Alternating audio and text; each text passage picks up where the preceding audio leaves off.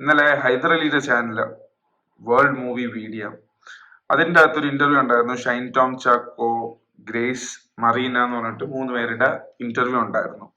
അതില് നമ്മുടെ ഹൈദർ അലിന്റെ അടുത്ത് മറീന എന്ന് പറഞ്ഞ പെൺകുട്ടി പറയുന്നുണ്ട്, താങ്കൾക്ക് പെൺകുട്ടി ആയതുകൊണ്ട് അല്ലെങ്കിൽ സ്ത്രീ ആയതുകൊണ്ട് പുരുഷന്മാർക്ക് കിട്ടുന്ന പ്രിവിലേജ് സെറ്റിൽ കിട്ടുന്നില്ല. പുരുഷന്മാർക്ക്, നോട്ട് ദ വേർഡ് പുരുഷന്മാർക്ക്.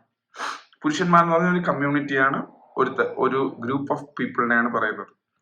അപ്പോൾ ഷൈൻ ടോം ചാക്കോ സൈഡിൽ നിന്ന് ചോദിക്കുന്നുണ്ട്. ഫസ്റ്റ് ഇതിന്റെ ഒരു ചെറിയ ബിറ്റ് ഞാൻ കാണിക്കാം, എന്നിട്ട് നമുക്ക് ഇതിന്റെ അഭിപ്രായത്തിലോട്ട് വരാം. ഒരു സെക്കൻഡ്. ഞാൻ പറയാനുള്ള കാരണം, വയസ്സ് എത്രയായതുകൊണ്ട് പ്രശാന്ത് നായർ എന്ന് പറഞ്ഞ ആക്ടറിന്റെ കൂടെ ഞാനൊരു സിനിമ വർക്ക് ചെയ്തു. ഞാൻ കൃത്യമായിട്ട് പറയണത് ഉണ്ടായ സംഭവമാണ്. ആ പടം ചെയ്യുന്ന സമയത്ത് ഡസ്റ്റ് അലർജി അടിച്ചിട്ട് എനിക്ക് 3 ദിവസം ശ്വാസം കിട്ടുന്നില്ല. 4ാമത്തെ ദിവസം രാവിലെ പ്രൊഡക്ഷനിൽ ചേട്ടൻ ചായ കൊണ്ടുവന്നപ്പോൾ എനിക്ക് ശ്വസിക്കാൻ പറ്റുന്നില്ല, എനിക്ക് ബ്രീത്ത് കിട്ടുന്നില്ല. അപ്പൊ അവരെന്നെ വേഗം ഹോസ്പിറ്റലിൽ കൊണ്ടുപോയി. അവിടെ വടകരയുള്ളൊരു ഹോസ്പിറ്റലിൽ കൊണ്ടുപോയി. ഹോസ്പിറ്റലിൽ നിന്ന് അവർ 3 ദിവസം ബെഡ് റെസ്റ്റ് പറഞ്ഞു, കംപ്ലീറ്റ് റെസ്റ്റ് പറഞ്ഞു. കാരണം ശ്വാസം കിട്ടാത്തതുകൊണ്ട് മറ്റേ ഇത് ചെയ്യാൻ പറഞ്ഞു, എന്താ പറയുന്നത്, നെബിലൈസ് ചെയ്യാൻ വേണ്ടി പറഞ്ഞു. പ്രൊഡ്യൂസർ ഗവൺമെന്റ് ഹോസ്പിറ്റലിൽ ഏതോ ഒരു ഡോക്ടറെയും കൂട്ടി വന്ന് ICU അവർ മാറ്റിയാണ്, ICUയിൽ ചുമ്മാ ഇരുത്തി. അതിൻ്റെ അകത്ത് കയറി വന്ന് ഡിസ്ചാർജ് എഴുതി മേടിച്ചിട്ട് വർക്ക് ചെയ്യിപ്പിച്ചു എന്നെ കൊണ്ട്. സെയിം ഡേ എന്നെ കൊണ്ട് വർക്ക് ചെയ്യിപ്പിച്ചു. പിറ്റേ ദിവസം മാത്രമേ ഇത്തിരി ഓഫ് തന്നു, കാരണം അത്രയും മോശം അവസ്ഥയായിരുന്നു. എന്നിട്ട് ഈ ആളുകൾ തന്നെ ഞാൻ ഷൂട്ടിന് സഹകരിക്കുന്നില്ല എന്ന് പ്രൊഡ്യൂസർ അസോസിയേഷനിൽ വിളിച്ച് കംപ്ലൈന്റ് പറഞ്ഞിട്ട് അവിടുന്ന് ആ അസോസിയേഷനിലെ ആളുകൾ എല്ലാവരും ഓരോരുത്തരായി എന്നെ വിളിക്കാൻ തുടങ്ങി. അപ്പൊ എനിക്കുള്ള എക്സ്പീരിയൻസ് എന്താന്ന് വെച്ച് കഴിഞ്ഞാൽ, അത് പിന്നെ ഞാൻ പേയ്മെന്റ് ചോദിച്ചതിന് ശേഷമാണ്. ഞാൻ വന്നൊരു 6-7 ദിവസം കഴിഞ്ഞപ്പോൾ ഞാൻ ഫസ്റ്റത്തെ എന്റെ ഷെഡ്യൂളിലെ പേയ്മെന്റ് ചോദിച്ചു. കാരണം ഞാൻ എന്റെ ഹെൽത്തും കൂടെ സാക്രിഫൈസ് ചെയ്ത് ഇരുന്ന വർക്കാണ്. അപ്പൊ അവരുടെ ഇതെന്ന് പറഞ്ഞാൽ ആള് വന്നപ്പോ തന്നെ പേയ്മെന്റ് ചോദിക്കാൻ ആരാന്നുള്ള ഒരു ആറ്റിറ്റ്യൂഡിൽ അവർ വേഗം അസോസിയേഷനിൽ അങ്ങ് വിളിച്ച് പറയുക ചെയ്യുന്നത്.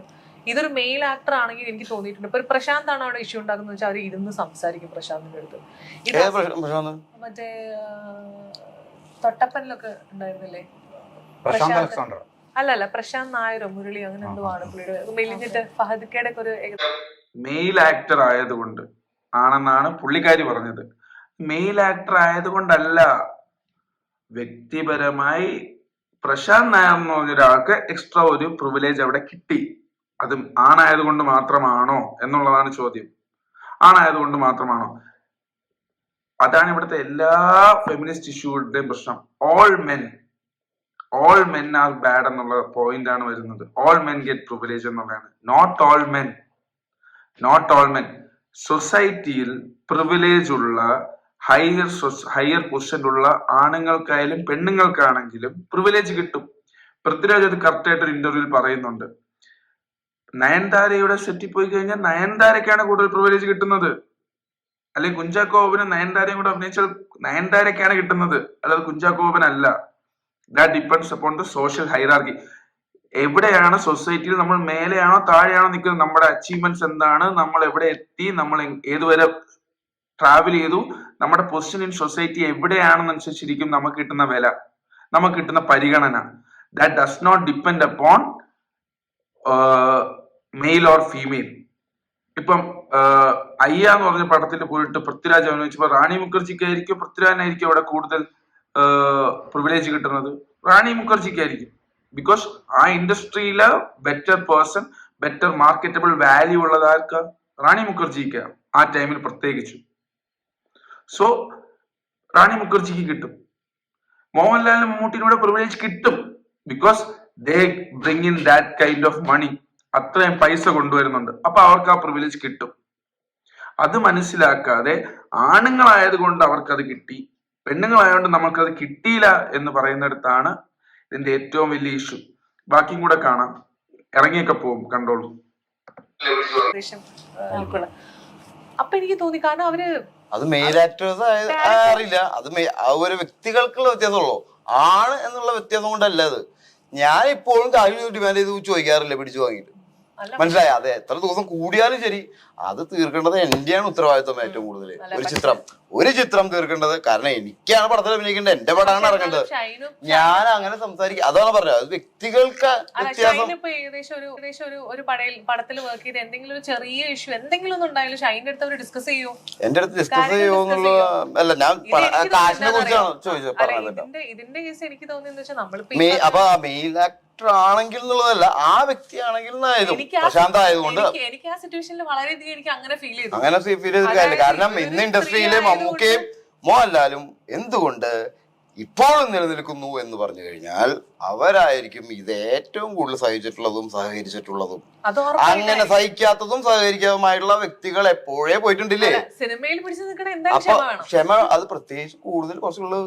കാരണം മറീന തന്നെ പറയുന്നുണ്ട് അവിടെ, സിനിമ പിടിച്ചിരിക്കുന്നെങ്കിൽ അഡ്ജസ്റ്റ്മെന്റ് വേണമെന്ന്. ഈ അഡ്ജസ്റ്റ്മെന്റ് ചെയ്തിട്ടാണ് ഇവരെല്ലാം സൂപ്പർ സ്റ്റാർസ് ആയത്. അല്ലാതെ പ്രൊഡ്യൂസർ പറയുന്നത് കേൾക്കാതെയോ ഡയറക്ടർ പറയുന്നത് കേൾക്കാതെയോ പ്രൊഡ്യൂസറിന്റെ ഇഷ്ടങ്ങൾക്കനുസരിച്ച് പെരുമാറാതിരുന്നാൽ എവിടെയും എത്തില്ല. ഇപ്പൊ ഞാൻ വർക്ക് ചെയ്യുന്ന ഒരു കോർപ്പറേറ്റ് കമ്പനിയിൽ, അവിടെ എന്റെ മാനേജർ പറയുന്ന കേട്ട് ജീവിക്കാനേ എന്നെ കൊണ്ട് പറ്റൂ. അങ്ങനെ ജീവിച്ചാലേ പൈസ കിട്ടുള്ളൂ, നമുക്ക് ജോലി കിട്ടുള്ളൂ. ആ ജോലി എനിക്കാ വേണ്ടത്. ആ ജോലി ചെയ്യാൻ നൂറുകണക്കിന് ആൾക്കാരുണ്ടാവും, എനിക്ക് ആ ജോലി വേണ്ടത്. So I have to do that. അല്ലേ? അങ്ങനെയല്ലേ നമ്മൾ എല്ലാവരും പ്രവർത്തിക്കുന്നത്. അവിടെ പക്ഷെ ഏറ്റവും അതിന്റെ ഓണറിന് അത് വേണമെന്നില്ലായിരിക്കും, അല്ലെങ്കിൽ ഏറ്റവും വലിയ മാനേജറിന് എന്നെക്കാളും കൂടുതൽ പ്രഷർ കുറവായിരിക്കാം. അയാൾക്ക് നല്ല പ്രഷർ ഉണ്ട് ആക്ച്വലി. ഇപ്പൊ ഒരു പടം, ഈ വിവേകാനന്ദൻ വൈറലാവുന്നുള്ള പടം തോറ്റു കഴിഞ്ഞാൽ മെറീനന്റെ പുറത്ത് എന്തെങ്കിലും പ്രഷർ ഉണ്ടോ? ആരെങ്കിലും കുറ്റം പറയുമോ? ട്രോൾ ചെയ്യാൻ വേണ്ടി വരുമോ? ഷൈൻ ടോം ചാക്കൊക്കെ അല്ലേ അതിന്റെ പ്രശ്നം? കമലിനല്ലേ അതിന്റെ പ്രശ്നം? അതിന്റെ പ്രൊഡ്യൂസറിനല്ലേ അതിന്റെ നഷ്ടം? അത് മനസ്സിലാക്കുക. So not all men. ഓരോ വ്യക്തികൾക്ക് അവരുടേതായ സോഷ്യൽ വാല്യൂ അനുസരിച്ച്, സമൂഹത്തിൽ എന്തുമാത്രം വിലയുണ്ടെന്നുള്ളതനുസരിച്ച് വില കൂടുതൽ കിട്ടും ചിലവർക്ക്, ചിലവർക്ക് കിട്ടാതെ ഇരിക്കും. അത് സമൂഹത്തിന്റെ വിലയാണ്. അത് അവർ വർഷങ്ങളായി നേടിയെടുത്ത അവരുടെ കഴിവുകൾ കൊണ്ടാണ് വരുന്നത്. അല്ലാതെ വെറുതെ ഇരിക്കുന്ന ഒരാൾക്ക് സൊസൈറ്റി എന്തിനു വില കൊടുക്കണം?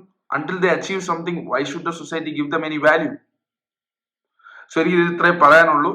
ഇനി ഇങ്ങനത്തെ വീഡിയോയിൽ ഇടണമെന്ന് ആഗ്രഹമുണ്ട്. എല്ലാവരും സപ്പോർട്ട് ചെയ്താൽ എനിക്ക് ഭയങ്കര സന്തോഷമാവും. Thank you.